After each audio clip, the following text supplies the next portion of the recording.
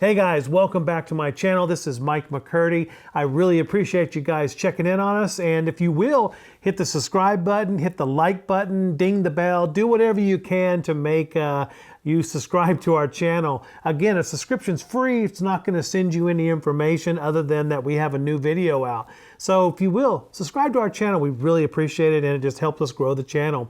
So today we're going to go over something really quick. It's going to be a fast video. We're going to show you how to actually replace the skies in your photos the quick way through Adobe Photoshop. Let's get going.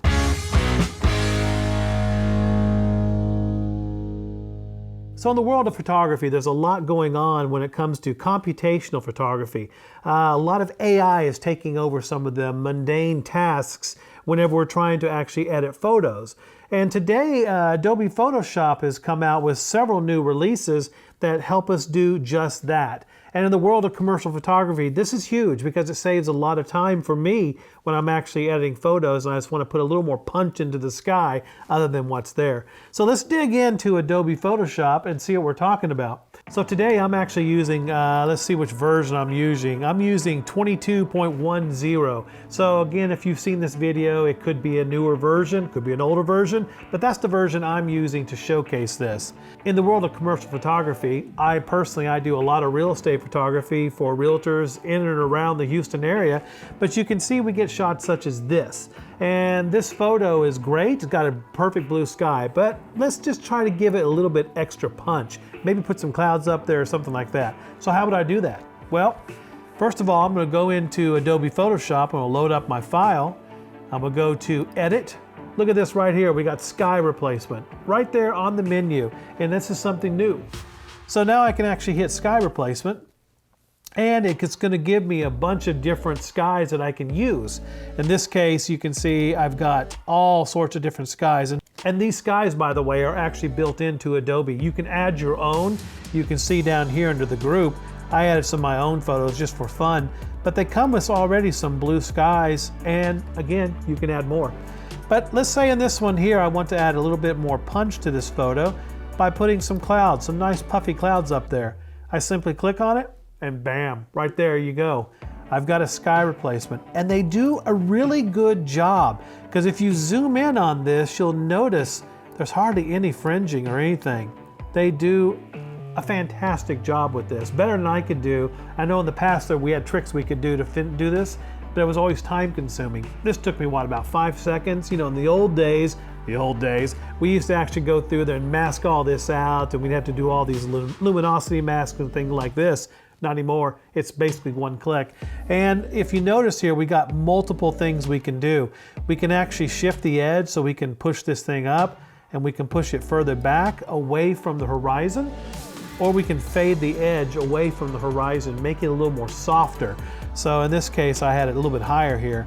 Also, you notice here we can actually increase the brightness of the background, and you can see it increases the brightness.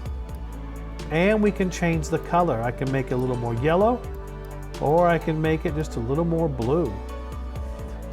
Another thing they've added is the flip feature, and flipping is great.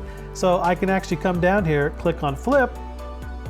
Look at that. It actually flips everything the other way. This is great if you happen to take like a sunset shot and the sun's over on this side, but your photo was shot this way and all the light's coming this way.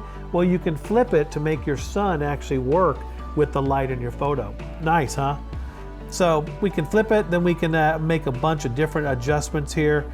And then once we do this, we can click OK. And look at this, all my masks are right there. I love that, because now I can go in and tweak those masks if I want to, or I can simply come in here and I can combine all these into one layer, and I'm good to go with my photo. I can make any other adjustments I want. So this is just something really neat and new. It's time saving. So real quick here, let me show you before and after. So this is the before shot, and this is the after. It's just a little subtle. I think clouds just make things feel a little more playful, a little more moody, but it's just a nice, quick way to replace the skies in your photos. So here's another photo, and this one has a little bit more complications going on because we got some blurring going on in the background. Whenever I was taking this photo, I used an f.18 lens here, so you can see it's a little bit blurry in the background, and that's usually where Photoshop has problems replacing the sky. So let's try this again. We'll go up here to Edit, We'll go into sky replacement. And we got a little sky here, a little bit of background. Give it a second, it's gonna fill it in. And look at this, it filled it in pretty good. I mean, if you can see the fringing around the edges here, it's pretty impressive.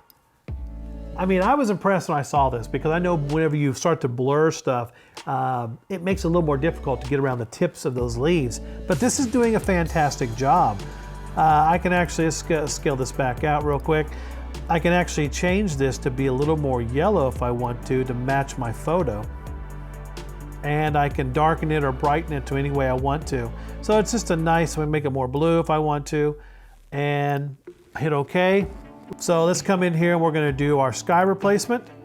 I'm gonna pick a different sky this time. Give it a second, I'm whirling up here. I love the whirly.